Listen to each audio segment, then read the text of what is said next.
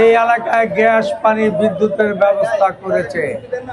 ইনশাআল্লাহ আমরা 2 যোগ কমিশনার ছিলাম, আমরা বাড্ডা, গুলশান, লিংক রোড বাস্তবায়ন করেছি। সুতরাং এই এলাকার মানুষ ধানের শীষের পক্ষে।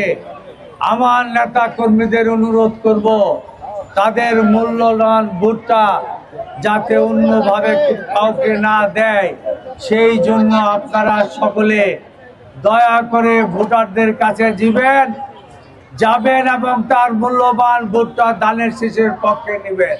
আপনারা যার যার কেন্দ্র এলাকায় যে পূর্ব ঘোষিত কর্মসূচি পালন করেন তারেক রহমানের সমাবেশ সফল করার জন্য।